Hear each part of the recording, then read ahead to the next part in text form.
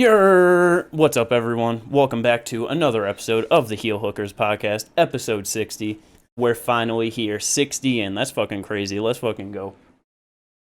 For real. 10 episodes as the heel hookers. Shit, yeah. Oh shit, yeah. Yeah, dog. That's crazy. Damn, 5 weeks already. Really not that long of a time, but you know what I mean? It's 5 weeks, you know? I don't know. It just feels like it hasn't been 5 weeks. Anyway, go on. But yeah, we're here. We're back. We got some shit to talk about for this week. PFL Championship 2023. Let's fucking go. But before we get into all that, like and subscribe if you're enjoying the content. It helps out. Maybe drop a comment. We got the links in the description for mine and Ginger's Twitch. Let's fucking go. PFL 2023 Championship. We've been talking about this for a little bit. I mean, it's been a little bit since we talked about it, but we've already kind of talked about a lot of these a bit, you know? That's kind of because PFL doesn't really do much in between. Like, you got PFL Europe, and that's really about it.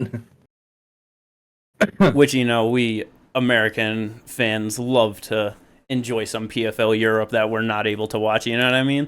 It was so great that one of their biggest stars that they just got, like, we just couldn't watch them fight. That was so Amazing. stupid. Oh my god. Yeah, man. What? It's sick. PFL, they're I love trying not to being able to watch. they're trying to get some of their shit together. You know what I mean? They're doing too much. I feel like that's their problem. Like they're trying Yes. to, and because I mean we'll get into more of that later on with some of the fucking news going on that came out this week. But before all that, we got the championship fights going on. 6 championship bouts on this card coming at you on Friday, Black Friday. Let's go, day after Thanksgiving. Mm-hmm. Do you guys think that the fight headlining this card should be the main event? Yes. Yeah.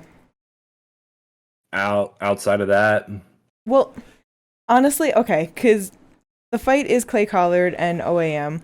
I think Clay should be headlining it. I really hope Yes. that Clay can pull out a performance out of OAM and just make it fun, you know? Mhm. Because Yeah. if he can, then it definitely deserves to be there. But if OAM just drags this out to be 5 rounds of bullshit, then I'll be sad about it. Yeah. The thing is, it's like, in terms of like casual name value, and even then these two don't have a whole lot of it. I would say Clay and OAM have more, just because OAM was in the UFC. Clay has fought and beat Anthony Pettis, Jeremy Stevens, I think. Like he's fought like a couple of guys. Yeah. And he's had some. Oh, and he just fought Shane Burgos. Yeah. Yeah. So he's he's been the UFC killer of guys coming into the PFL. So. Which was funny because he went 1-3 in the UFC. He was also fighting at 145, if I remember right. I believe so. So, but yeah, no, he's in terms of who's on the card for the championship fights, it makes sense. The only other one who I would have, if they had like a Kayla Harris or another good dance partner, Loris Pachenko deserves to be up there, but it would have to be someone against like Kayla Harris or something like that. Someone with a name. Yeah, but even with Kayla, she's not a part of the championship bracket, so she wouldn't be headlining it. Yeah. No, but that's what I'm saying. If she had gone through the regular season, done, that's all I'm saying. Nah, No, yeah, I feel you. But yeah, main event though, Clay Collard, OAM. Clay, this is his 3rd season, I believe, inside the PFL. I believe he's been here since 2021. Yeah. But this is his first chance at a championship opportunity. So first time being able to make it through the entire bracket, getting into the finals, chance at $1 million like that. I feel like that's just such a big thing that is kind of lost on a lot of MMA fans, is that just, I don't know, they think of like the UFC and just like all these big money fights and how like there are certain people that make millions per fight and how it's just, you know what I mean? But it's like in the PFL, when you don't have a name and you've just been making 5-5 potentially throughout your career, 10-10 in random different regional shit, and now you fucking finally get a chance to like come here and a couple of fights in, you're about to make $1 million, you know, like that is such life-changing money that that's one of the awesome things about PFL. It just gives the underdogs a chance to shine and really like just change their life around, you know? Hell yeah. Oh yeah, for real. Sorry, I'm just now remembering that his debut, Clay Collard, in the UFC was against Max Holloway. Oh yeah. That was 2 fights removed from uh, Holloway losing to Connor, so he was part of that that streak to the title. Yeah. And because, yeah, man, Clay Collard, fucking vet, 6-2 in PFL, 1-3, like you said, Kate, in the UFC, 24-10 record overall. Like, this is gonna be his 35th professional bout, and Dude is only what, 30 years old? 30 Yeah. years old. Like it, and like Crazy. and yeah, that's what I'm saying. It's just this is his chance to change his future, change his life. You know what I mean? Like I feel like that's just gonna be such a big factor heading into this. Like, because like I don't know, like thinking about this fight a lot, I've been very just this should be OAM's fight. But I feel like as we're getting closer to it, and just just thinking about that, it's like OAM, he's coming back, 34 years old. He's the returning champ, so it's like he just made $1 million last year. I know he's gonna be wanting to make another million, but it's like I feel like Clay just might have a different hunger heading into this bout. You know what I mean? Hell yeah. And even like in his last few performances, like just been looking real good in there. Dog fights. He has so much experience, and he's just now like really entering his prime at 30 years old. You know what I mean? Like entering his 30s with 34 professional bouts. That's insane. And yeah, like you said, just that hunger to actually make that $1 million. It's like, bro might go out there and really put a beating on him. I was about to say, and I kind of hope he can. Yeah. If you're Collard, the things you're going to need the most are your body shots and your dirty boxing, because OEM will be trying to put you up against that cage and trying to take you down.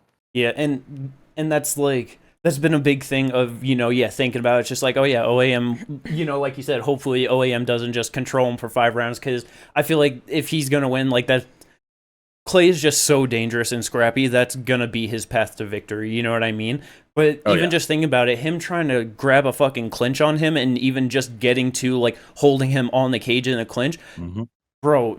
Collard's gonna be ripping those body shots inside the clinch the entire time. Like the work that he was doing against Shane Burgos in his last fight, like he is real nasty on the inside, like you said, with his dirty boxing, and if he can just not get taken down right away, then he's gonna have plenty of room to work. You know what I mean? He's gonna be working on the distance, the inside. Like I am very excited for this main event. This is gonna be a really good fight. I am too.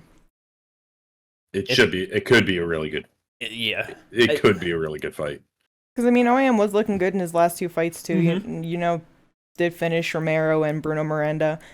But yeah, he obviously can also just stand there, play it safe, and just like keep a slow pace. So I'm just really hoping that Clay pulls that out of him. Yeah, like I'm not gonna lie, I low-key forgot about the other 2 fights because Burgos was just so heavily in my mind. Like, damn, that was such a slow, boring performance. And then I was like, oh shit, I forgot that you know what I mean? Like that was so early in the year, and he had these other 2 fights. But that's the one that sticks out to me. I mean, to be fair, that is definitely the biggest fight, out of like all of his fights this year, and his most dangerous opponent too. You know what I mean? So it's like, that's why I just have the feeling, he's not gonna be feeling so safe just striking at range with Clay Collard. He's probably gonna try and grab a clinch, and his body's gonna get torn apart, and he might just be like, oh fuck this. This ain't the fight I was kind of expecting I was gonna be in. That. It'd be awesome, man. I would really love if Clay's able to get it done. Oh, 100%.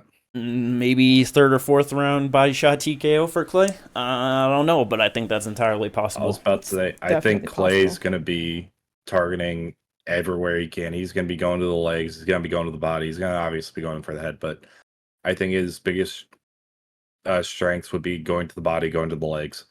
Weak at that lead leg. I feel like OEM's going to kick his legs out way more. No, he is, because Clay's a lot more box oriented, but he does throw a lot of leg kicks. What I'm saying is like leaning into the body shots. Lean into just throw to the body, throw to the head, ending off the combo with stiff calf kick. Yo, listen, I'm sorry. Like, Okay. what did you just stumble upon that has you fucking dying over there? Well, see, because I was like, I don't think that OAM has been finished before, so I was gonna say, oh, is Clay the first person that's gonna do it? So I was just double checking that he hasn't been finished, and why in his third amateur bout he won second round via biting OAM. That's real. What the fuck? Is that DQ win? It doesn't say it, and Tapology will Yes. usually tell you. When you go into his thing, it says OAM defeats Justin via disqualification at 40 seconds of round 2. Oh, okay. It didn't say DQ, so that Yeah, it sucks. didn't I say was really DQ right hoping there. that it was That's a win hilarious. because he bit someone. It's like, what's this old school shit that he was a part of in his amateur? know. But either way, that's still really fucking funny. Just chomped on a motherfucker and he just tapped. Ref's like, I didn't see it.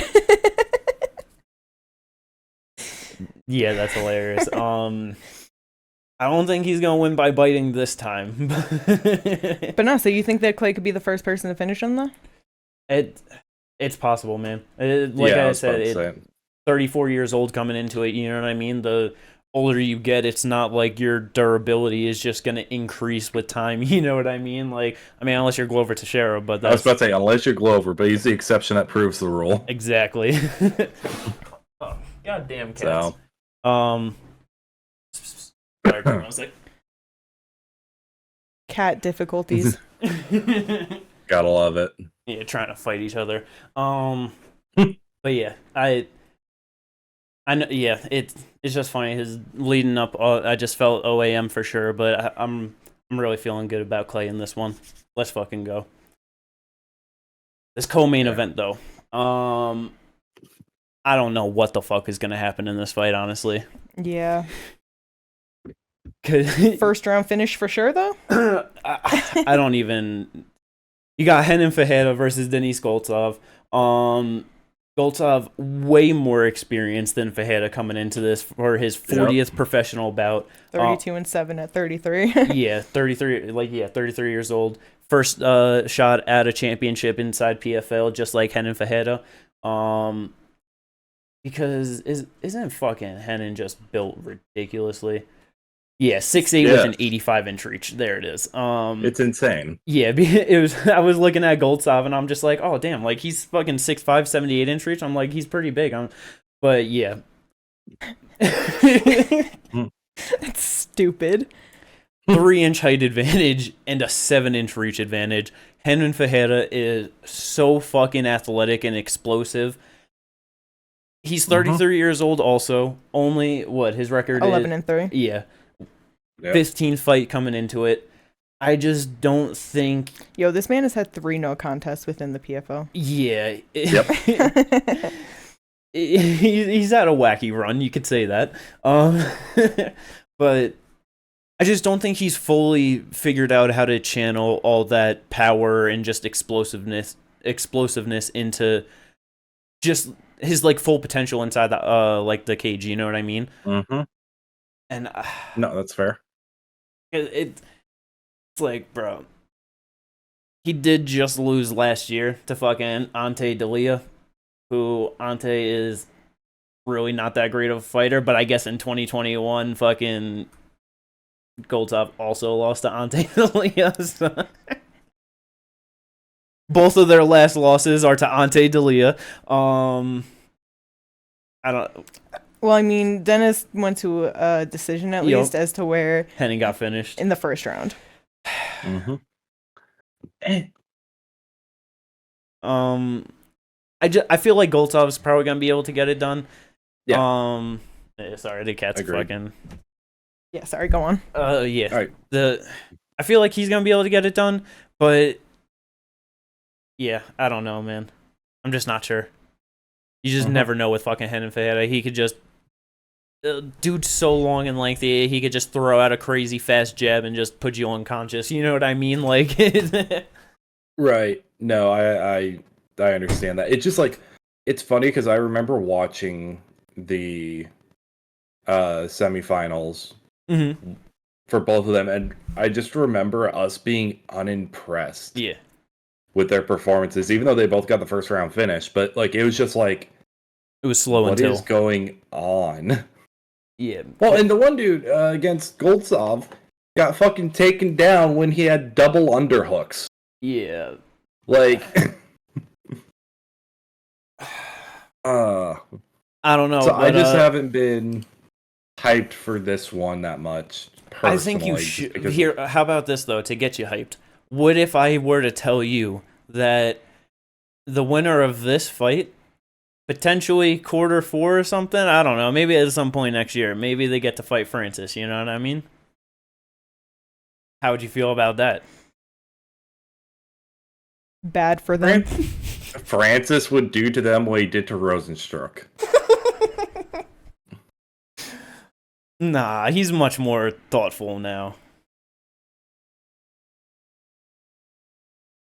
It'd be a good. Hennen was hesitant against Maurice Green. What? Are you telling me that he wouldn't be straight up backing up to the fence against Francis Ngannou? Hey, but do you not remember when he knocked out Fabricio after he tapped him on the ground? And then it got overturned to a no contest? He's got some pretty good power on the ground, you know what I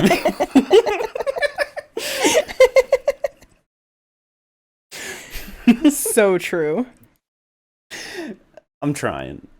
I'm not trying. But nah, yeah.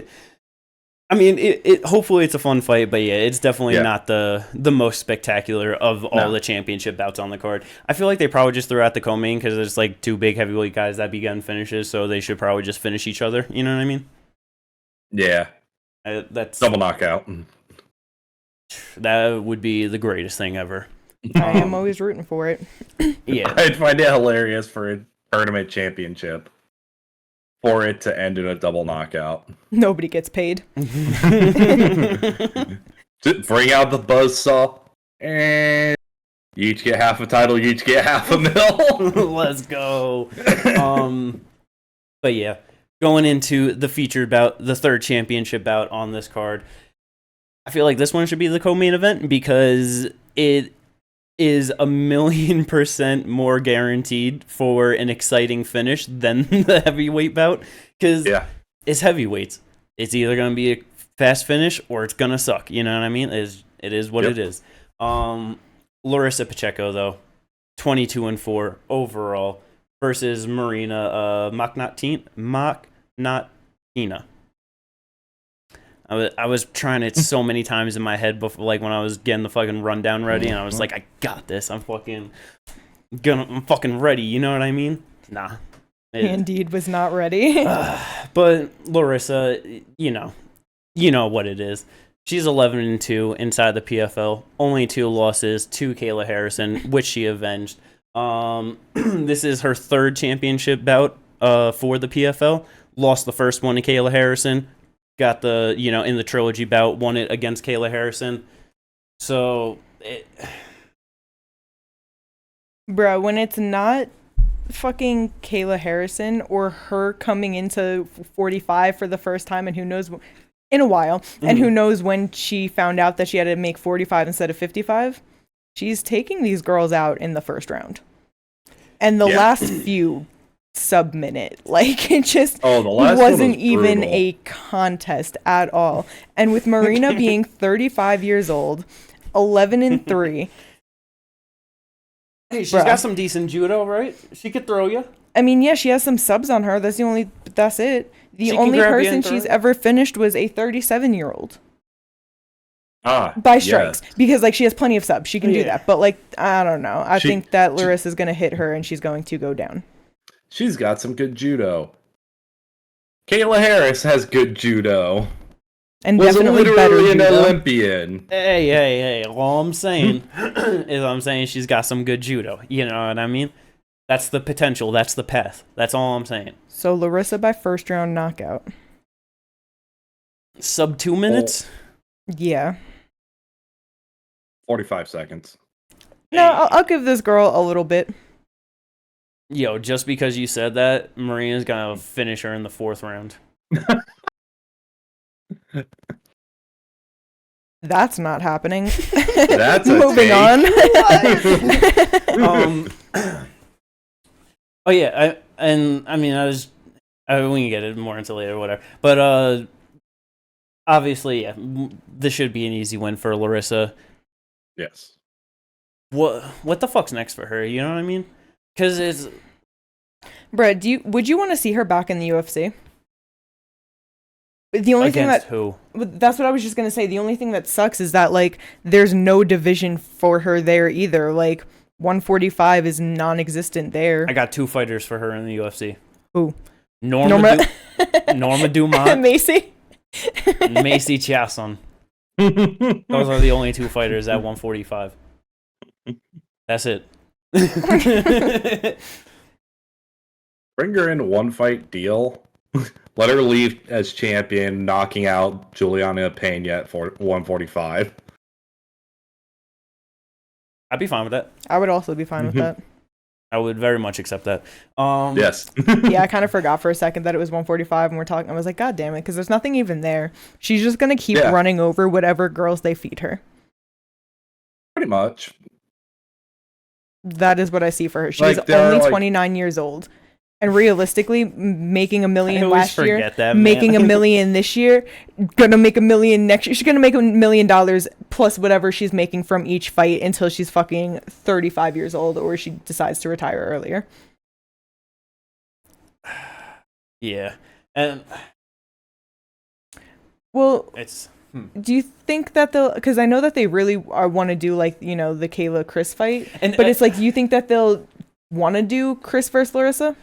So it's funny because it's like I was thinking of that in my head, and then so in my head I'm just like, would it be better to just like save all of like what's next for the champions like until we get to there later on? Oh because yeah, that's my bad. That's what I was about to say. No, you're good. I just thought of it too. I thought no, because the second you said you were bringing up all those next for the future, I knew where you had in your head, and I'm like, okay, I see the vision. He wants to do that later, and just I brought it up, and then it wasn't after I brought it up until I started thinking about it. But yeah, Larissa's making another milli, and then I mean, who else who knows what her contract in the PFL looks like and what she makes per bout? I'm gonna assume that it's probably nothing compared to the $1 million check that she's gonna get for this tournament. I mean, I feel like she gets paid flat fees and probably like 150, maybe just 100. I really have no like idea. There are just so many times where I just feel like fighters should be getting paid, and then you just find out that they don't. We have these numbers, and it's like all of a sudden it's like way less, and we're just like, what the fuck? Yeah, but it's not even like we're throwing out crazy numbers, like 100K flat fee. You feel like it would have to be, but you never know, you know. Turns out she's on a 20-20 contract. She's just like, it's fine. I'm making $1 million at the end of the year. It doesn't matter. But yeah, should be a good win for Larissa. I'm definitely excited for that. This next one though, 4th championship bout, 170-pound division rematch between Magomed Karimov and Sadabusi.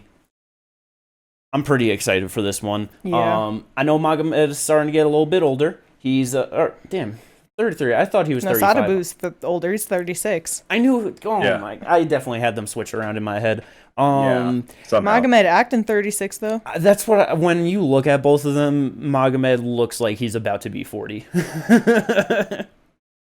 That's the impression that I've been getting from him this year. I don't know, because I've been watching for a couple years now, and I feel like this year especially, he just has been looking a bit slower, bit older. You know what I mean? I feel like, shit, it's like, we were saying about fucking Goltsov earlier going into his 40th fight. This is also Magomed Karimov's 40th fight heading in. You know what I mean? Like, 33 years old, but experienced as fuck.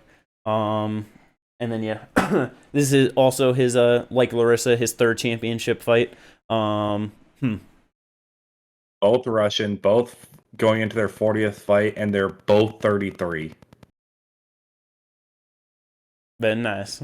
I looked at Goldsov because I was like, how old is Goldsov again? And it's like, what the fuck? It's funny because when I said 33 and like 40, I was like, oh yeah, Goldsov was 33. But yeah, yeah. So because I'm pretty sure it was 2018, I believe, when Magomed won the his first championship. Yeah. 2018 was when he got it done. Won the $1 million. Then that's why they call him Maga Millions. Got knocked out by Ray Cooper in 2021 for that title, and just been winning since. Ready to try and get this championship. Sadabusi, also a very wacky record inside the PFL.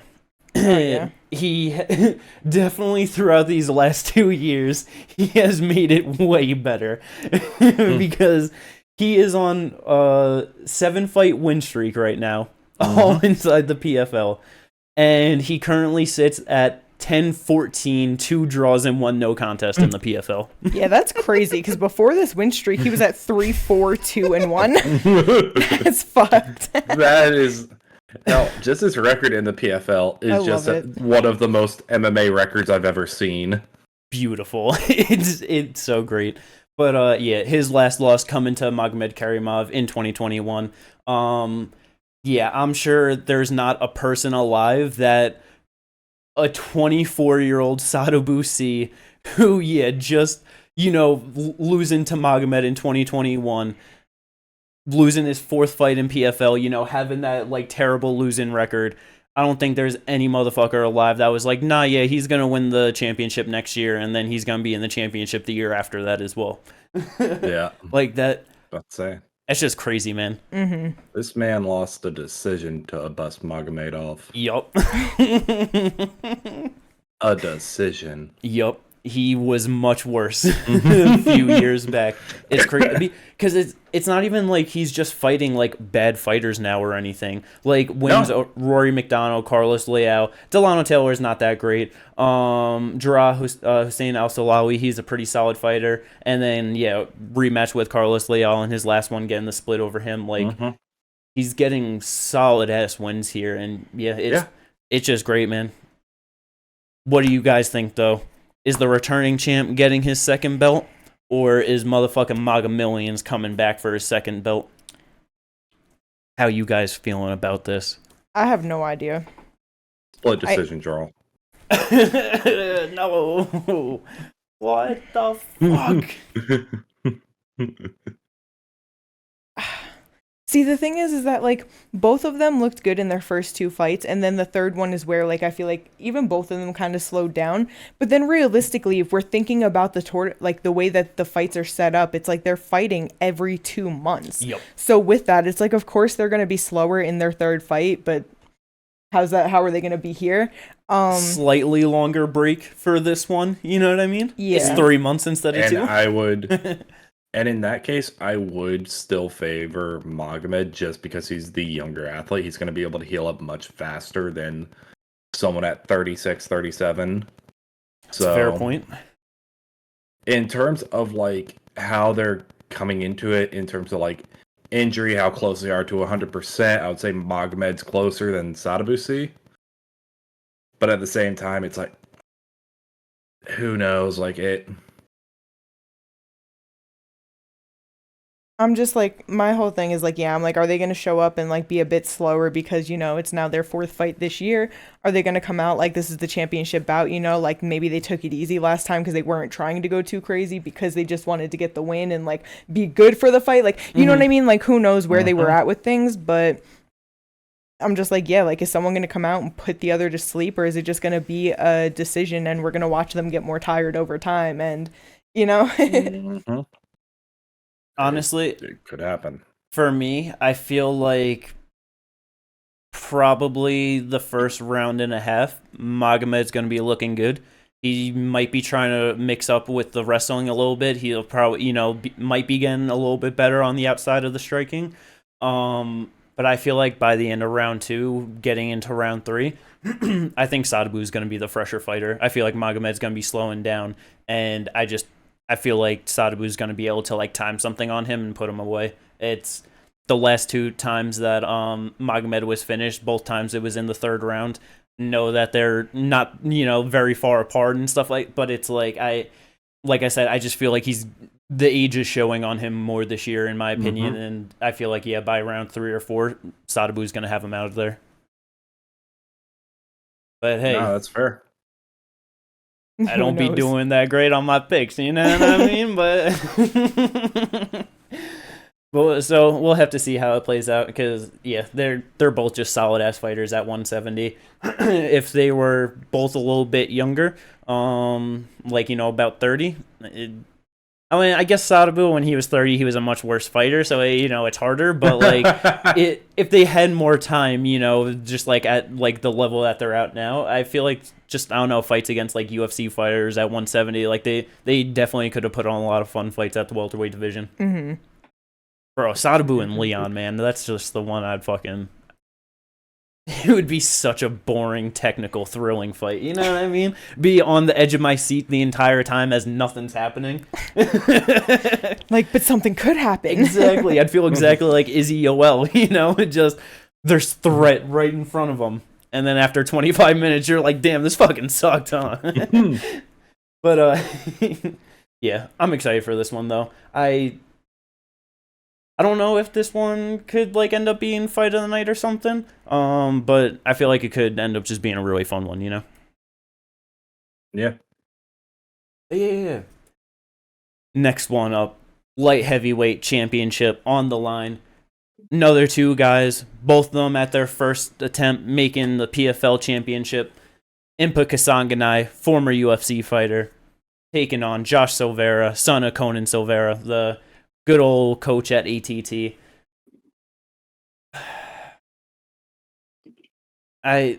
This one's hard. I don't know. I feel like from the start when it got announced, it's like I feel like Josh should win from watching them, in just I don't know, records, resume, and styles. I feel like he should have what it takes to get it done. But Impa just keeps on improving. He just keeps on looking better every time he's out there, and I just don't know, man. I don't know if fucking Impa's gonna be able to get the upset here. I think he can, and I hope he does. But I do think he's the live dog. Is he even the underdog? I don't even fucking know. No, he's actually a slight favorite. That's funny. Oh, there you go. I'm actually surprised by that. I mean... Oh. Minus 160. Huh. Yeah, trains out of Killcliff FC. It's a solid-ass gym. I'm pretty sure, he's only... 29. Sure. Okay, yeah. I thought 28, but yeah, still 29 years old. That's very young. Not even, just starting to get into his prime, you know what I mean? Mm-hmm. And especially... Yeah. And because that's the thing, just was fighting in the UFC at 185 pounds, came over to PFL, and they don't got middleweight, so he's just like, all right, I'm going to move up to 205, which blew my mind at first, but... I also feel like the more time he has in this division is Bro's on a streak with it, so. I was about to say slightly undersized at 5'11", but I mean, to be fair, got a 75-inch reach. Exactly.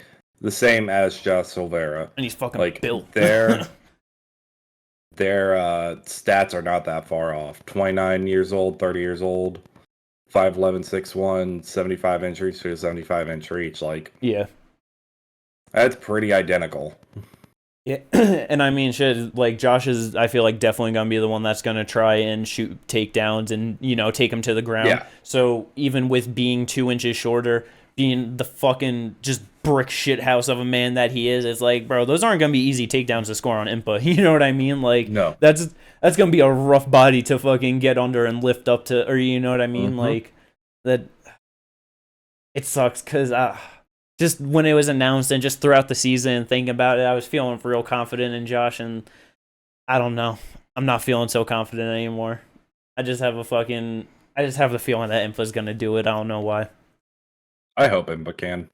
Because I feel like he can. I don't know. My draft. Because I know you were saying oh, Josh's resume, but I'm kind of looking and it's they both have wins over Martine Hamlet, and Impa actually did it a minute quicker. Mm-hmm. After that, okay, Muhammad Juma, that was one lower, my bad. But I don't know who he is. Sam Kai, was 8-6. Mm-hmm. Delon Monte, that knee injury wasn't supposed to happen. He took him down and his knee blew. Yeah. You know what I'm saying? Like, that was just... And then, like, with Ty Flores, Ty's just not, like, a great fighter. Like, that, it was good to get those knees and, you know, to get that first round finish, but it's like, I feel like it even took him longer than we thought that it should have, just because, you know? Yeah. So, like... And that's why I'm just kind of favoring Impa, because Impa wasn't even supposed to be in the fucking playoffs. I forget what exactly happened. Was it with all the drug tests and stuff that they were just like, hey, you want to... Or did he just step in late? Because didn't he, like... No, because he fought on the Challenger Series this year, and then he had the fight against Corey Hendricks, but I don't think... Yeah, because I'm pretty sure that's what it was. Like, I don't think that was, like, a part of the, like, regular season. Yeah. But then with all the drug tests and shit, I'm pretty sure they put him in. That's when he got the Tim Karen fight, gets the second round finish. It was enough points to bring him in there, and then that's why he fought Martin Hamlet, I'm pretty sure. Okay. And then gained the first round finish. Yeah, came in, you know what I'm saying? Yeah, like, man, he that's was crazy. Like, dude wasn't even, like, expecting this or ready for that. You know what I'm saying? Like, he just fought and then just happened with all the drug tests, got into it, came in with the second round finish 2 months later and a first round finish 2 months later after that. You know, it's like... Bro, just with you kind of bringing that up too, like, it's crazy. Fucking September of 2021, dude gets finished by Carlston Harris, gets dropped from the UFC, goes to Eagle FC in fucking March of the next year, loses to some fucking Russian dude. Like in July of 2022, fights on XMMA. Which, if you don't know what that is, it is Gooden. So regional. It's so ridiculous. Funny to watch. It's great, yeah. We've got some gems off of that. Yeah, but against Jared Gooden, like, used to be in the UFC, not a great fighter, like, you know what I mean? But in XMMA, that's fucking on YouTube and shit. And then March of the next year, fucking 8 months later, just like that 8-month gap of just probably not having a contract, not knowing where he's going, what to do, anything like that. And then gets an opportunity, PFL Challenger Series, and they're just like, oh, let's have you fight on like one of the main cards. Oh shit, now you're in the fucking tournament. Now this motherfucker's in the finale. You know, like that, the championship bout, like that. That is just such a crazy fucking run for him and to like end up here like that. Hell yeah. What do you mean? What do you mean main card? His first fight in the PFL outside of the Challenger Series opened the prelims. Or I'm sorry, on like the main, I meant like the actual like season fight cards. You know what I mean? Like not like the Challenger Series. You know what I mean? Like there's like, hey, let's bring you into like the real PFL. Yeah. You know, but yeah. But like that's kind of the thing to go from opening the first fight card of the year on the prelims to being in the championship fight that same fucking year. Yup. Yeah. Not even meant to be in the tournament. Like, just absolutely wild. And you know what? All right, man. He won my heart over. He's got a better story than Josh being the son of a fucking trainer. You know what I mean? Storylines. I have to. Because, yeah, like, that's just fucking awesome, man. That really would be just so great for him to get this done. Oh, yeah, 100%. Hell yeah, you've convinced me. Yeah, Let's dog. Go. Impa Kasanganai. But yeah, either way, though, I do think that's going to be a really fun fight. I'm definitely excited for this one. I feel like either Impa is gonna smash him on the, and because that's the thing, it's like it's not even like he has like terrible grappling where it's like if he gets taken down by Josh, he's just gonna be like it's done, he's gonna get the sub. You know what I mean? Like I really think his physicality is gonna play such a factor in this fight, and he could be landing fucking 1-2s. Josh is shooting, he's just shucking him off, and it's like we're in the second round. Josh is beat up with nothing left and just gets put away. You know what I mean? Like, yeah, I'm excited, man. But we got 2 more fights on the main card, on the pay-per-view portion. Neither of them are the last championship fight. So we're just going to push them to the side real quick, get to the last championship bout, because it's a fucking title fight. You know what I mean? What's that face for, Ginger? The fact they put that on the fucking prelims. I kind of like it, though. I get it. A couple of reasons. One, it's Jesus Pinedo versus Gabriel Braga, right? It's a rematch. Yes. They fought earlier in the season. Braga got the split decision win over 3. I feel like this is going to be a very fun fight. So if there is anyone watching, just on ESPN and they're, they see this title fight and they're just like, oh fuck, this was a fun fight. oh damn, there's 5 more and then 2 other fights, maybe let me buy that pay-per-view and check it out. I that is a very solid way to like, and like it's like how the UFC puts on a banger of a fucking prelim main event, you know what I mean? So it's like people that are watching that are on the fence of like buying the pay-per-view, it convinces them to buy it, like. Right. No, I get that. And then it's just also like these are the 2 guys in like out of all the title fights that have like the least name, the least known, like, you know what I mean? Yeah. It's like both of them, it's their first season inside the PFL. Gabriel, he's 12-0 undefeated, like very young in his career. I believe he's young in general too. Yeah, 25 years old. And Jesus Pinedo, 27 years old. Like I don't know. I very much enjoy that they're on the prelims, honestly. Like I said, I get it. I'm just like, you just think that's disrespectful? Yeah. Like, but I mean, it's like actually, in all reality, though, it's like if you're not getting pay-per-view points, what's the fucking difference? You know what I mean? Like that, you get to do your job faster and fucking enjoy the main card after if you're not too beat up, Like, no, yeah, that's very true. They're definitely gonna have way more fucking eyes on them on like ESPN Plus, just the fucking network, or like streaming, than the fucking pay-per-view. Come on, bro. Their pay-per-view did dog shit last year. We got a great card. I'm not expecting anything from pay-per-view on this. You know what I mean? I was about to say, I'm expecting Fury and Ngannou numbers. I'm not even gonna lie. Yeah, like in the US, I'd like 50,000. You know what I mean? Like I wouldn't be surprised. You're going higher than I am. I'm thinking 25K. I would not be surprised. You know what I mean? Like it's gonna tank, man. Yeah, it just sucks. It fucking sucks. Like that's why I'm like, I don't think like.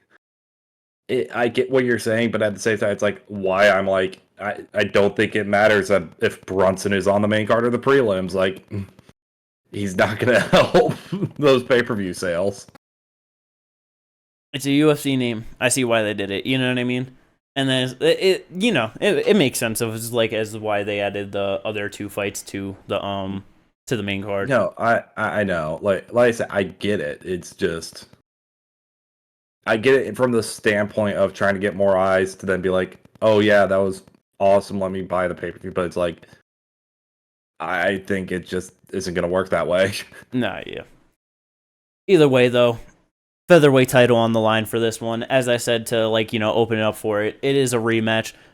Braga did get the split earlier this season, but this being over 5 rounds, I do think that Pinedo had a much rougher run after his fight with Braga than Braga did with him. Because I'm sorry, go.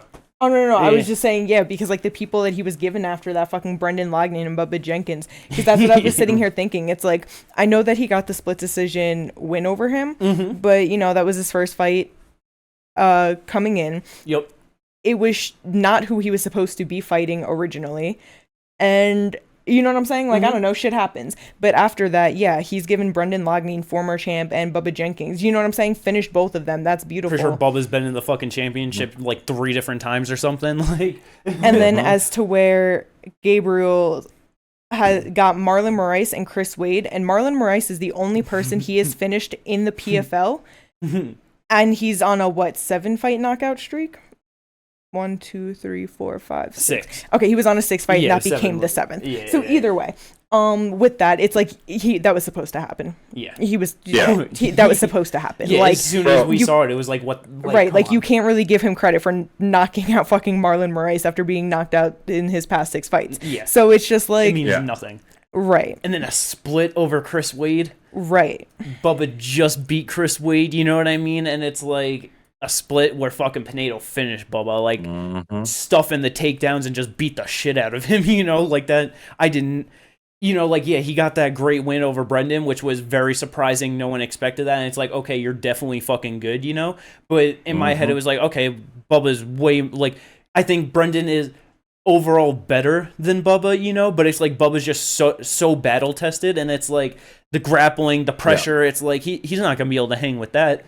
It wasn't shit for him, you know what I mean? Like, The only thing is Jesus did miss weight in his last fight. I wonder if Did he? I don't remember. yeah, that. against Bubba. I wonder if it's gonna be an issue because I mean he is a big featherweight, 6 foot with a 74-inch reach. Like, I did not realize that. yeah, he's definitely a big featherweight. So I wonder if it's just gonna give him a hard time cutting weight so often. That's very possible. Like, And yeah, if he'll be able to do it again. he honestly, that's honestly a really good factor because yeah, he's probably just a career featherweight and came into the PFL like I'm a featherweight. And towards the end of the season, he's like, "Oh fuck this!" He's like, "Shit, I should be at 55, shouldn't I?" Yeah, so, damn, that's yeah. It just kind of, I don't know, changes things up because I was like, "Yeah, Jesus might be doing good," but then that just popped in my head. I'm like, he might have a hard time with that weight cut. It might slow him down. Yeah, no. Gabriel, a decision machine, like.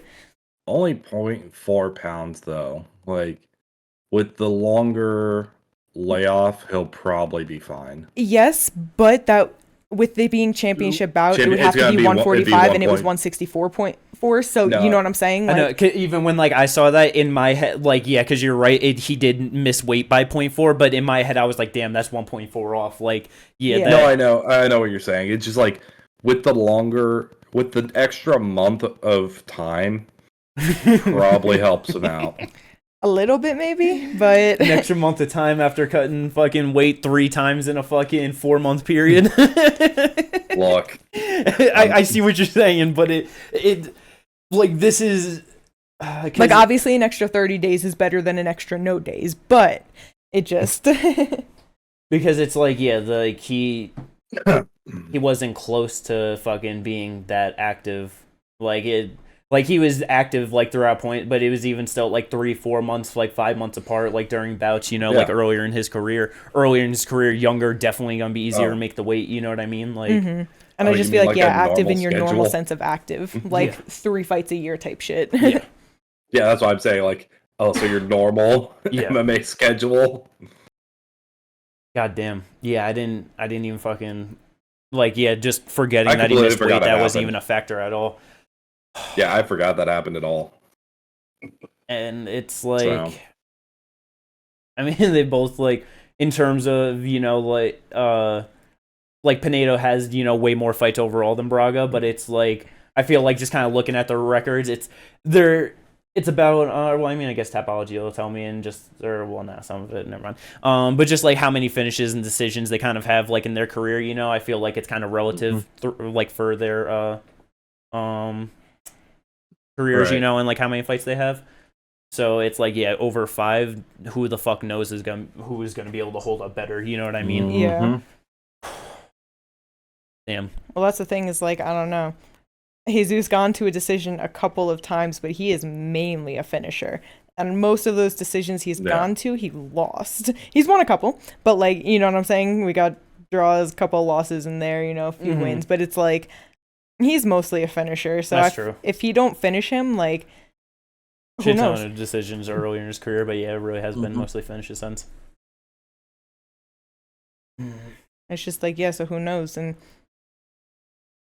we just have to see. Yeah. This will still probably be a good fight, though. I am excited for this one as well. Yeah. Oh, yeah.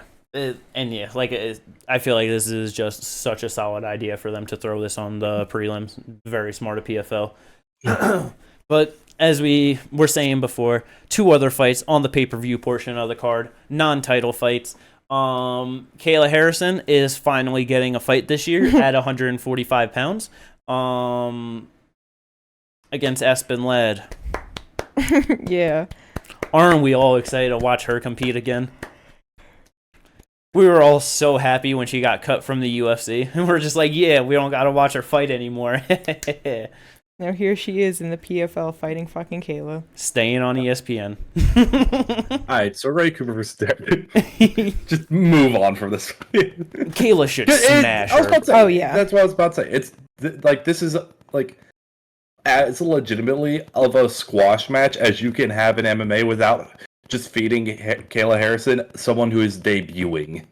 And when I say debuting, I mean pro debut. Yeah, it's her only loss in her career was her last fight in the PFL last year to Larissa. I mean, I guess the only thing that it's like, I guess you can maybe throw some like questions on is like it's at 145. This is only the second time in her career competing at that weight. The first time she attempted and only time was in 2020. So 3 years ago. 33 years old now. She just, you know what I mean? Who knows if like this weight cut will be just as easy? And she talked about that it was like hard than rough the first time, you know. I would assume with having more money and knowledge that like while it was rough, she could probably prepare herself right to make it less rough on herself. Yeah, and because in my head I'm like, she's like after the fucking Larissa shit, you know, like when she lost that, and then trying to go for all like the negotiations and shit for Bellator and UFC and how like things ended up, and then just not getting put into the season this year. I feel like she's gonna be fucking pissed. She's gonna be fucking angry. She's had all motherfucking year of just sitting out, not having shit going on. Even if it is hard, I feel like she's gonna have all of that fire and motivation to do everything possible to get to that weight, like, you know, in a good way. And who do you think finishes their opponent faster, Larissa or Kayla? Larissa. Yeah, probably Larissa. Probably. But it's still probably going to be a first round finish from Kayla. It should be at least. Yeah, I wouldn't be surprised at all. She's just way more physical and just better. Like So as long as like the weight cut doesn't affect her negatively, I think it should be an easy fight. 100%. Easy non-fight. Yeah. Yeah. So I mean, hopefully it's a good performance from Kayla. That's really all I'm expecting out of that. Last one, Ray Cooper III taking on Derek Brunson. When they announced this was so wild. I have no idea. It's off the wall. It's fun though. I can't say that it's not fun. It's not gonna, like, I don't know. I feel like this is gonna be crazy. You know what I mean? Yo, I need this to stop happening because I know I've said it multiple times at this point. But again, Ray Cooper III, and not with him specifically, just people. Yeah. He's only 30. 25, 8-1. Yeah, 12-3-1 in fucking PFL. I'm pretty sure he's been around since 2018. Yep. Like, it's just certain names that you hear a lot. You see it on a lot of people's records. You know what I mean? You're seeing them around for a while, whatever, and then you're like, they just turned 30, bro? Okay, sure. Yeah, that's... Yeah. It do be happening. Because, yeah, I'm pretty sure he's been a career welterweight. I know he's been a welterweight in the PFL. Christ. Huh. So the height isn't that insane, you know, 6'1" to 5'7". We've seen some pretty bad ones, bro. What's Brunson's reach? 77 inches. Ooh, 70 for Cooper III. I know. That's what I was about to bring up. Just damn. Jesus. No, I'm sorry, but 5'7" to 6'1" and 70 to a 77-inch reach is insane. Yeah, that's bro, insane. That's 6 inches of height. That's fucking 7 inches of reach. Yeah. They're not even, like, they will legitimately not look like they're in the same weight class because they're not supposed to be in the same weight class. Yeah. Brunson also 9 years older than him, though. Yeah, but blonde Brunson is back, though. But it's like blonde Brunson get battered by Jared Cannonier. Yeah. Oh, this is happening at 185? Yes. Yes. That's what. Yes. That's what I was saying. It was like such a funny, like, weird, wacky fight. Because I thought that Brunson was going down. Oh God! No. That's why I was like, how is this gonna be? He would be dead. Yeah, but no, little ass Ray Cooper's going up. Okay. Yeah. What do you mean? Derek Brunson has also said, "I ain't scared of no one. If anyone in PFL need an opponent at 185, 205, hell, Francis need an opponent at heavyweight, I'll do it." He should stick to trying to fight 170-pound guys at 185. Because he should just knock Ray Cooper out in the first round. Brunson, you got power. He's got ridiculous power, and he loves to just charge forward, throwing bombs at people. That's going to be the thing, though. Does he throw a bomb, miss, and all of a sudden just get countered and laid out? And it's very possible, too. He also might just, Ray being fucking 5 feet shorter than him, he might just take him down off of nothing. You know what I mean? 5 feet shorter. No, I was going to say, because, like, can he really just lay him out like that? Can you reach his face with ease? I don't know. Brunson like to be throwing that overhand. And he'd be ducking low when he does it. All I am expecting from this is absolute wackiness. That's it's just gonna be funny, you know, that solid pay-per-view opener in my opinion. Oh, this is such a wacky fight. But yeah, I mean, it's a big fight for Ray Cooper though. He's won fucking 2 titles at PFL, $2 million. So just Okay, let's see where he continues to go. Like you said, it's fucking crazy. He's 30 years old, been around for every motherfucking PFL season. Like, 15 fights inside of PFL. Like, it's fucking, yeah, it's just crazy. Other than that, though, only other fights on the card that it was really just one fight on the card that's kind of worth mentioning. And it's just, why are we doing Bubba versus Chris Wade 3? They needed a fight. There was no one else. Who knows? I get it. That's pretty much it. Rivalry. There's heat. Bubba's a bad man. He do bad man things. You know what I mean? They don't like each other. Hella shit talk between them. There's going to be a whole bunch more. I guarantee it. I don't care. Bubba's going to be talking to him in there as he takes him down and beats him up again, sadly. Who knows? Maybe Chris will get the win this time. I mean, back and forth rivalry. Maybe it'll go to a draw. They just ended up fighting like 6 times in PFL across like 4 years. All right, so far in this card, we've got at least 2 draws and a double knockout. Let's go. Very nice. It could be a no contest too. True. Chris Wade wins due to biting. Bubba's a bad man. He do bad man things. But yeah, that's the PFL card. 2023 championship. 12 fights on the card overall. 7 for the pay-per-view. Just a giant pay-per-view card. It should be good though. I'm very excited. Let's fucking go. 2024 for PFL should be much better. Because with that, we got some news to talk about, and by far the biggest shit going on. We've talked about it a couple of times here and there, but it's official. PFL, Bellator, they are one now. Let's fucking go. Did you listen to Don Davis at all on like Ariel show? No, I did not. I've seen a bunch of people quoting him, what he has said, and all that, but I didn't actually watch it. Okay, I was just curious. But I feel like the biggest thing to kind of like start with it right away is, I don't know, for me, one of like the biggest questions of like, yeah, how they're gonna run shit is because, you know, we heard like, oh, there's gonna be like Bellator still running as its own, and then there's gonna be PFL. And my biggest question is, what's the roster like? What's the mix of the roster gonna look like? And the coolest thing that Don Davis did have to say is that it's just going to be talking to the fighters and their managers.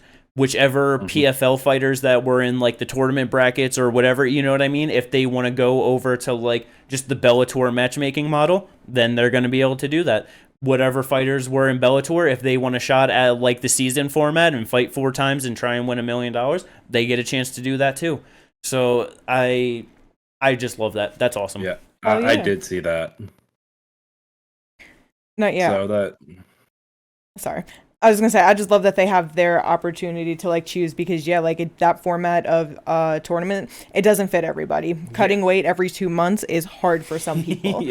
And it's like other people might see that as like, shit, that might be something I could do. Maybe I want to challenge myself, and that $1 million at the end sounds very nice, they want to go for it. So I mean, especially if you're over in the Bellator roster and you're a heavyweight, most of y'all ain't cutting weight anyway.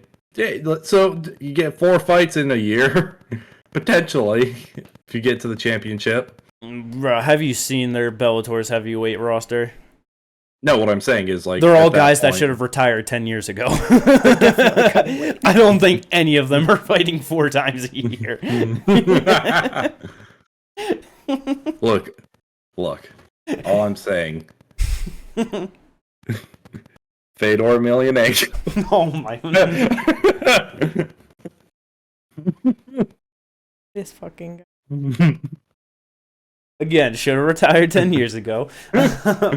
But not yet. That's definitely just awesome. One thing that I know, like me and you have kind of talked about a little bit, and I don't know exactly how you feel about this, Ginger.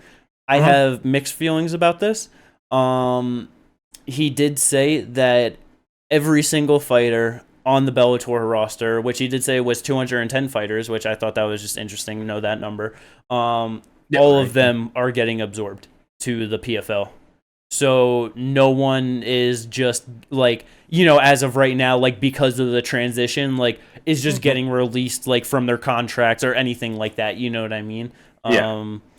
So, I mean, that's nice because they get all of that talent and, to be able to make the most out of it. But for the certain people that were like, man, it'd be cool if we get to see him go to the UFC. It's probably not happening. Yeah. So yeah, like it would all depend on like their own contracts and all that, because like the contracts aren't because that just means the contracts also aren't being renegotiated, which means they're just however many more fights they have. Yes.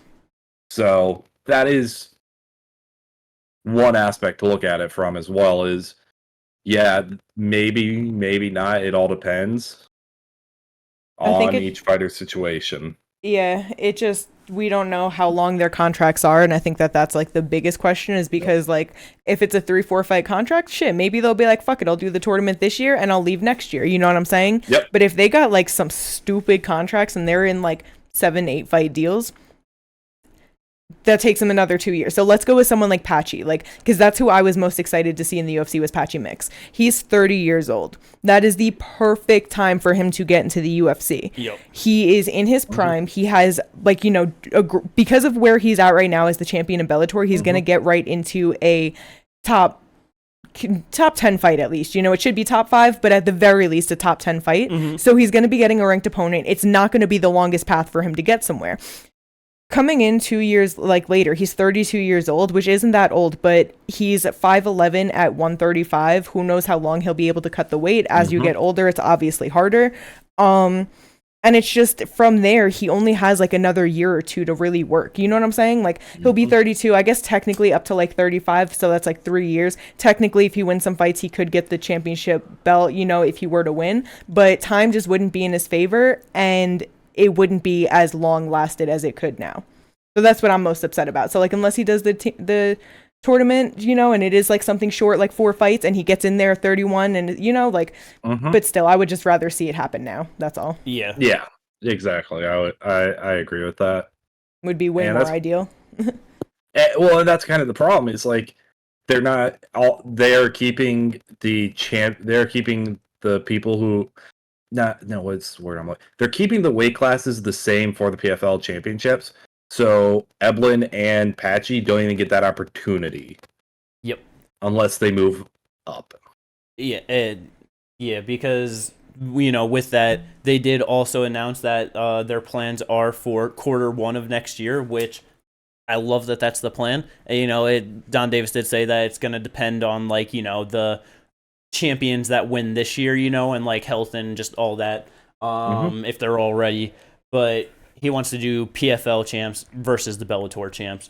So, but even that sucks because it's like my favorite like Bellator champ, just like favorite person on that roster. There's no PFL division.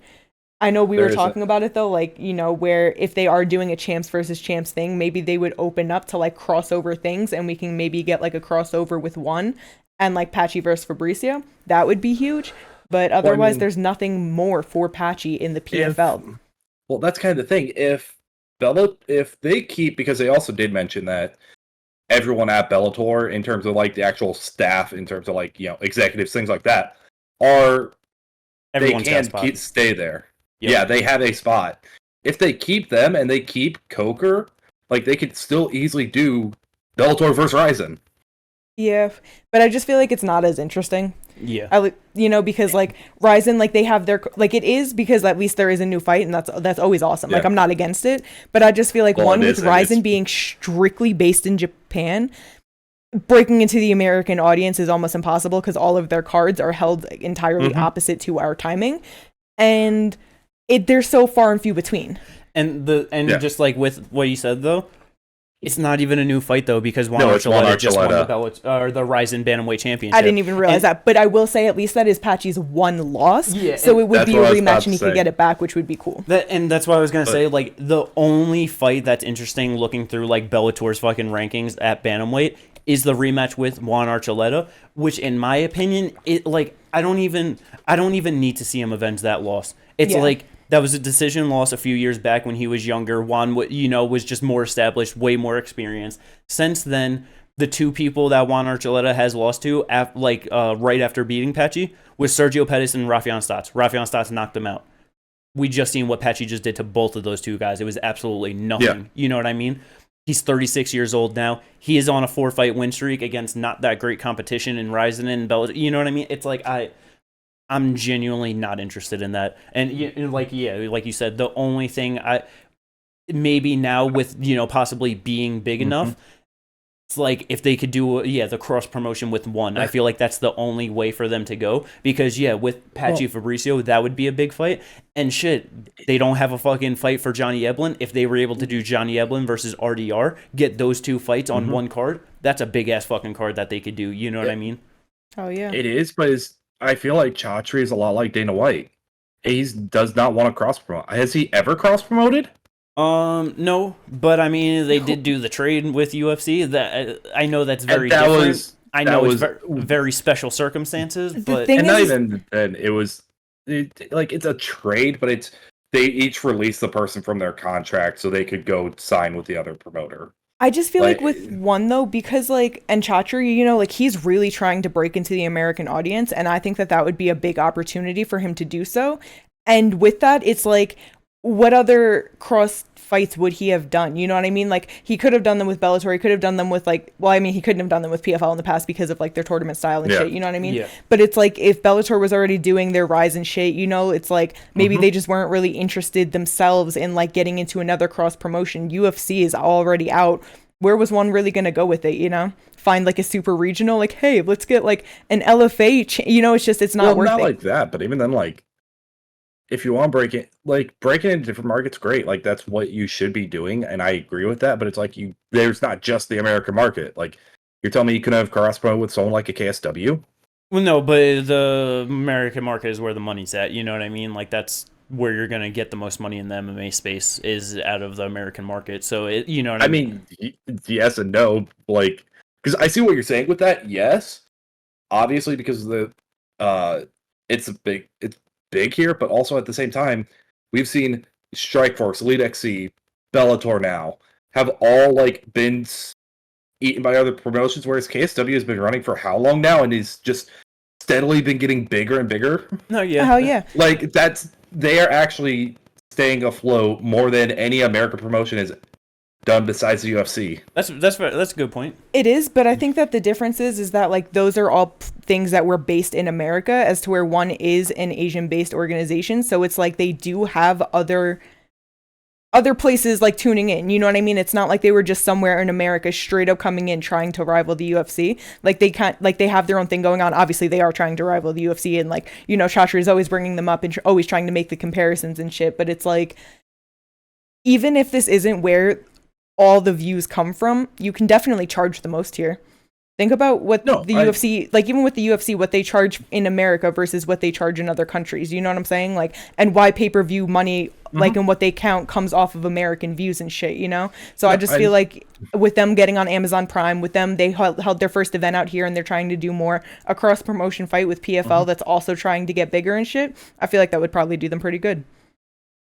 I mean, it could. Like, I want there to be more cross promotion. I agree, but like, just from what I've seen from Chatri and everything else, especially the way Chatri talks about every other fucking promotion, he's just like, they're all dog shit. Like, he's not going to see the point in it. He would just be talking out his ass. I don't think he really believes what he says. Oh, like, I think Dana says it because 100%. it's true, and I think Chatri says it because he wants it to be true. I think Chatri believes his own hype. I'm not gonna lie. There definitely is a lot that he says that I do think he does believe, but like I don't know, because I've just been like kind of thinking about it, and it's like, with them trying to break into the American market more and just become bigger here, it's like with PFL absorbing Bellator, like that right there is just going to make them much bigger as a MMA company. You know what I mean? So it's like, I don't know, man. You don't think that if the opportunity for Chatri to do a cross promotion fight with two of his champions like that, you know what I mean? Let's say it was RDR and Fabricio, Patchy and Eplin. And then let's say the fucking, like, the main event on that card is like Francis Ngannou versus someone, and they're able to actually fucking do that as a pay-per-view. Like, you don't think Chatri would be interested in being able to actually fucking partake in a pay-per-view? And then, I think so, and then just like, because then, I don't know, like, even having that, like, just a big card like that, that's gonna make like the opportunities for him in like networks and whatever and future deals in America just way more possible. You know, it'll just be a much bigger event for him. I do agree, but like when I say like I think he believes his own hype, I believe like he believes he would deserve the complete line share. Like he would be looking for a 60-40, 70-30 split where one gets the majority of the profit. Because that's how it does work. Like when you do cross promotions, there is a split. And I believe Chachu would believe that they would want the most. And in reality, in an American market, PFL Bellator merged, they should be getting the lion's share. No, yeah, 100%. PFL's like, I'm rich. Okay. So PFL's not going to be like that. Hey, maybe we could get Saudi to fucking pay for it all. But yeah, I don't know. Like that is just like the only interesting thing. And like, yeah, it does just suck. But there are, I don't know. What do you out of all like the potential PFL champs versus Bellator champion fights, what do you think would be the most interesting ones?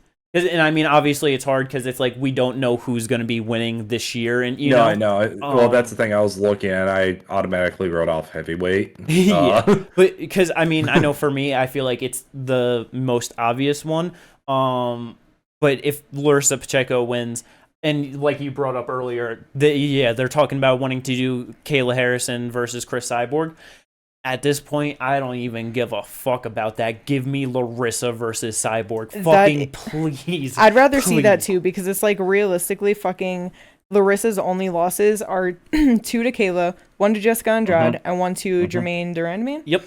And she is 29 years old, we said? Yep. Sorry, I'm pulling her back up. Yeah, I believe she was 19, 20 years old. Okay, because that's what I wanted to figure out, how old she was in those fights, because I didn't think she was even fucking like 21. Yeah, I'm pretty sure she was 19, 20 when she was in the UFC fighting at 135. 2014 and 2015. Yeah. 8 and 9 years ago. Like. So yeah, 20, 21 years old. Like, just a fucking kid. You know and also, Jessica was her UFC debut, and Jermaine was her second fight. Yup. So both of them later become champions. So it's just like, okay, yeah, she went 0-2 in the UFC when she was 19, or she was 20 years old. You know what I'm saying? Like, I think that she has grown so much. I would love to see her against a striker like that now at this fucking age. Yeah. So I do agree with that. The one that I would have looked forward to probably also the most, if he wasn't moving up to heavyweight, would be Vadim Nemkov versus either Impa or Josh Silveira. I would love to see that fight as well. That's fair. If it wasn't for him moving up to heavyweight, man, because like OEM and Usman Nurmagomedov could fuck be Bellator 155. But I know that was the first one I thought about because they're the main event, and I'm just like, who do they got at 155? I mean, yeah, they got fucking Usman, which it's like, yeah, but fuck. No, but that okay, but let me like that's that heavyweight. The reason I wrote off immediately is because it's fucking Bader. 170. I just realized PFL doesn't. Oh wait, never mind. What divisions don't they have? They don't have a 185, is what it is, yeah, right? They don't have 185, 135, and then bantamweight and lower. Yeah. Yeah, so they don't even have Oh my god. Okay. So Johnny Eblin, is. Yeah. That's why I Who was is saying one of the other ones? Unless if they could do those two with one. I didn't realize that's why you added it. I thought it was just because it was a good fight. Nope. I mean, it is a great fight. I would, bro, fucking Johnny Eblin versus RDR. I would fucking love that, man. Yeah. But yeah, no, it's because again, there's nothing new for Eblin in the PFL. No. And that's kind of the thing is like then I was going to like 170, and I'm like, we just saw a championship change. Like Yeah. it just is like I know there's not a lot of Jackson's hype like to that. go into that. that's where I was gonna say. It's like if Yaroslav was still there, and then if like Magomed won, bro, I would love to see Magomed versus Yaroslav. But Yeah. honestly, bro, that like I know it was real sad to see Yaroslav lose like that. That was such a fucking show out performance for Jason Jackson. Like No, he it looked was. so damn good, bro. I am agree. not like Sadabu or Mago, whoever wins. You Are they can't gonna- count him out of there. Not at all. No, I don't- hell no. I would probably favor him at this point. I'd Like, favor I him. also favor But him. my point wasn't so much for that, but so much more for the hype. idea of building the hype, exactly, because it'd be like he's now has 2 defenses, and if Magomed Yeah. wins, he's a 3-time PFL champion or 2-time champ, but 2-time champ. Yeah. But yeah, like that, you have more Yeah. going there than That's what very you true. would with this. So that's why I'm like, I like it. It's like kind of like not as hyped for it, not 100%. Yeah. and then I wouldn't be hyped for Pinedo or Braga versus Patricio. I mean, honestly, like I like did kind of. I know like Patricio's getting older, but it's like he still is solid, and it's like No, he is. for me, honestly, if Pinedo gets this done, I would very much be interested versus Patricio. Like I mean, fair that would enough. be a very good test to like actually see like how good he is in my opinion. No, yeah, that's a good point.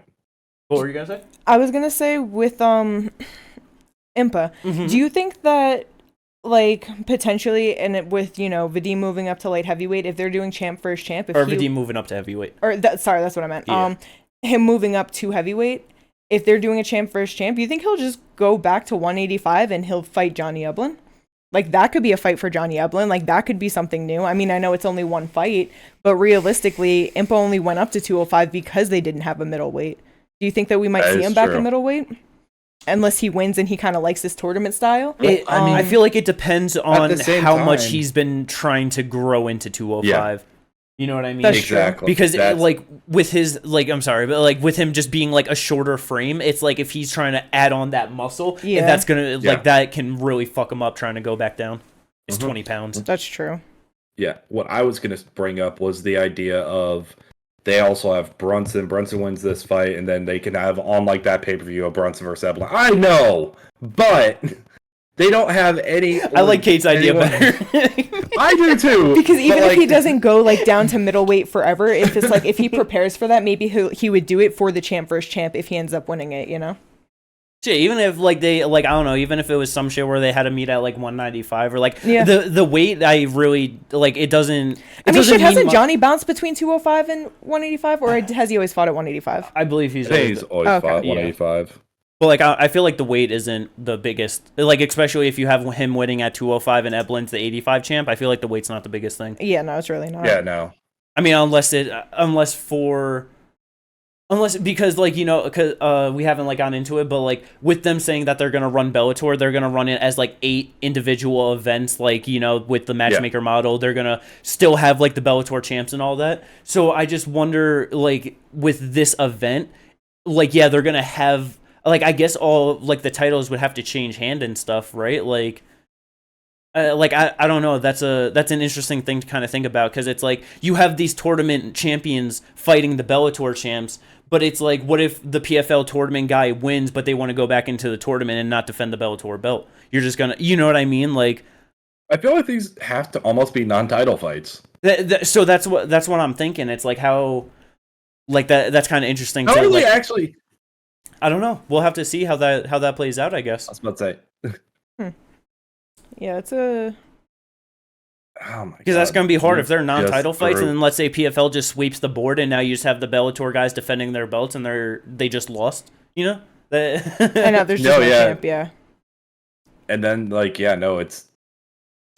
Huh. Which I just Bro, realized that's like. I- Oh, sorry. I was going to say, that's like the point that I brought up when we first started talking about this shit. When you were like, oh, yeah, like, if the PFL champion wanted to go fight the champ because it's just a big fight, for their rankings. Remember, this is exactly what I brought up. If they win, though, they don't have a champ. Like, Well, because I guess like back like then I was thinking of it as like they're going to be fighting the champ, it's like they're going to They're just going gonna to be fighting in the match. yeah. Belt, Yeah. You know what I Okay. mean? But this, I feel like with how this is kind of set up, it's It's just not set as up. guaranteed. Mm-hmm. Yeah. And not only that, but if like even if it's non-title, bro, people like to follow the like lineal, like where the lineal champion. Bro, throwing a lineal championship into a PFL tournament every year, holy shit, that thing will change hands. Yeah, that. So yeah, I mean, it's definitely like there's so many shit going on. There, because then yeah, like because they have like 5 separate fucking things that like they have classified now. So they'll have like the PFL tournament, they'll have like the Bellator International Series, they have the PFL Challenger Series, they have fucking PFL International Series, and yeah, it's Aren't they starting up PFL Africa? yeah, they're starting a PFL. So the plans right now is 2024. They're gonna start like PFL like Middle East, and then 2025 they're gonna start PFL Africa. And then they're also, sorry, I also forgot. Then they're gonna have the pay-per-view super fight division to make the 5th separate fucking entity. That like that's the one thing. It's like I love that Don Davis and the PFL, they're trying to like do a lot of things like and make it feel big. Like I like that's cool, but the fact that they're all called different things, they're gonna be like different broadcast. Like, because that's the thing. Like what's the broadcast situation gonna be like? You know what I mean? Like, are all of these things gonna be all scattered throughout different networks so they can have all of these different deals? Like because where the fuck is PFL Challenger Series? I don't even know if that's on ESPN. Is it? I have no idea. But you know what this sounds like to me? Huh. IBF, WBA, WBC, WBO. Like, it just sounds like too much shit to keep track of. So people are just gonna follow what they want to follow. Yeah. That's literally gonna be it. And then there's gonna be like all of a sudden this person coming from one of the other organizations, quote unquote. And we're just like, who the fuck is this guy? You know what I mean? Like, it's too fucking confusing. It's too many things. Limit down to maybe like 3, maybe 4, but that's about it. Like, because they're spreading themselves, in my opinion, too thin on that. Yeah, I feel like that's the problem that I'm gonna see. It's like, because fucking they have the ESPN deal for America, like for the PFL tournament, but then it's like they don't. Like, so they have the ESPN deal for like anything broadcast in America, so that's why it's like Bellator is going to be run separately, so that can be under a different network. They can get another fucking deal. So it's like, what is that? They already had like, I don't know. That was one of the reasons why they had to buy why they have to run it separately, is they already have like they have to keep running their current, like whatever current deal they had already made. Like, they had signed a contract that Bellator had signed a contract for, so they just are running through that deal, and then who knows what they do after that, if they continue doing that or not. And then like that's my problem, is it's just so much, it's just too much. Like, there's too much going on, and that's why I feel like, even though you guys are saying like, it's a lot bigger, it's like, but like how, like, something could be bigger and not better. No, 100. And that's kind of where this is looking to be, where it's just like, it looks like it's a big puddle, but it's like very shallow. No, and I mean, one like thing that I do agree with like Don Davis and what he said, and that I kind of liked, is that like the UFC, like they just want to be right. Dana wants to be right, so like they'll make a decision that isn't the best thing just because they want to be right, and they want to just be like, you know what I mean? Whereas he's just like, we want to win. So it's like they have all of these ideas, like they're trying to do these things because they think that this is like the right thing to make it bigger or whatever. But to him, it's like, if they start doing stuff and like the fans aren't like very well receptive to it, and like then he's like, we're gonna do something different. Like, we're going to change it. Like, we don't care about sticking to one thing. You know what I mean? So. But that could also hurt them in the long run if like year over the year things are getting changed around so much. If they change things like every other year like that, there becomes no consistency. The one thing they have kept consistent, though people say they're kind of annoyed by it, is the way they do their overlays and stuff and the smart gauge. But I ain't listening to that. No, hell no. That shit. Their presentation, they won't listen to that, but But so apparently. I mean, there's so many things that like it was nice with this that we got like a lot of answers to a lot of our original questions, but with just with that and normal shit, it's like it's gonna create a whole bunch of new questions, So we just got to see how shit plays out over the years. I do think that overall, it will be like better for like just fans and stuff like that. One thing that is just annoying of him saying is he's just like, oh, this is better for like all of like the Bellator fighters and stuff, and I'm just like, this ain't good for fucking Patchy and Evelyn, like the two motherfuckers. It's just like, yeah. So that was a little annoying, but again, we'll just have to see what happens. But yeah, that was the biggest news by far. We do got some other things. Oh yeah, I forgot. They got a sponsorship with Dude Wipes, right? Let's go PFL. Yeah, dog. Fun little thing to throw in there. But we got a couple of UFC fight announcements. And I'm gonna start with the funny one first because Edgar Chairez. Do you have a guess on who he is booked against? Man, is it Lacerda? Take 3. We had a no contest. We had a poll out. Now here we are again with the third scheduled bout. They really just won't cut Lacerda. Yeah. They're like, who is his manager? I know, like, bruh.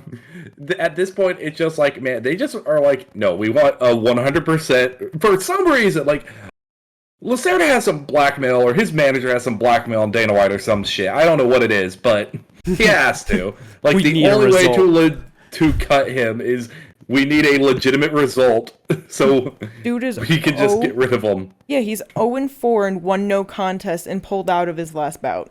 Like, yeah, dog. Look, his manager made an agreement with Dana White. Look, I won't leak your whatever bullshit it is. He's missed weight by 3 pounds before. If he goes 0-5. I have one question. Yes. If Edgar Chairez pulls out of this fight, does Lacerda get another fight? Oh, you said Chairez. Yeah, that was not his fault. He's gotten all these chances. Yeah. You think that his opponent pulling out is going to make him not get a fight? Yeah, I know. He's not. That's not going to happen. Yeah, that's just funny. Look, you want to know what it is? Huh. Lacerda knows what was in the bag, and he's promised not to leak it if he doesn't get cut. Yeah, we're not going to get the answers to what's in the bag, but something we did get answers to is who Roman Dolidze is going to be fighting. And it was just funny, we were just talking about it. It's like, what's going on? What's going to happen? And he's fighting Nasruddin Imavov, so fair enough. Yeah, it's really funny because it is definitely just what you were saying of he was getting that Cannonier fight because they just wanted Cannonier to get a fight, and that's just who was available for sure. Because there ain't no way in hell it was just like, oh, let's push Roman Dolidze, even after losing to Vettori, because he goes from getting matched up against number 4 to number 12. Yeah. Yes. When he's sitting at number 7, so it's Look, I got middleweight figured out, all right? I understand it's stupidity. It's terrible. You said what? Jack Hermanson, Paul Craig? Yes. He did say that. Yeah, that's horrible. Don't give Paul Craig a grappler. That's when he's going to lose. You give him a striker that can't grapple, then he can sub him. Come on. Well, I'm going based off who has fights, who's already booked. I don't like it. It doesn't matter. What do you mean? I'm pretty sure Kitty wants him to fight Bo Nickel. Who? Paul? I never said that. I want Bo Nickel to fight Brendan Allen. Oh, I thought it was Paul Craig for some reason. Anyway. You're the one who got that question right in my quiz. I know. Anyway. Anyway. It was a while ago. Yeah, another decently biggish fight for the middleweight division. There will definitely be some movement there if Nasruddin's able to get a win. Nasruddin wins. We got Marcus Rogerio de Lima back after getting his fucking teeth loosened up by Derek Lewis's flying knee. And he's fighting Justin Tafa. So, are you sure they're nice and tight now? If they're not, they're getting knocked out. Yeah, they're getting just knocked out this time. That's only reason I threw this in here because I know it's not the biggest fight, but it's like De Lima is still number 14. This is Justin's first time at a top 15 opponent. I did not realize that he was ranked. I forgot he was still ranked. Same. When I But looked no, it yeah, up, I'm like, oh yeah, he's 14. that's fair. Like I said, I just forgot about this when we were going through the shit for the rundown. But yeah, it definitely is Tafa's biggest opportunity for sure. And he should pass it with flying colors. Yes, sir. On to sad news though. Because it's still 2023, the year of injuries. Has been it's fucking goddamn terrible. But Dan Hooker, he's out of his fight against Bobby Beans, Bobby Green, King Green. Let's go. This just sucks. I was so excited for that fight. It was gonna be so good. What happens for that? I mean, I guess Terrence McKinney and Jared Gordon offered to fight, so maybe one of them step in. We don't need to see Jared Gordon. Nope.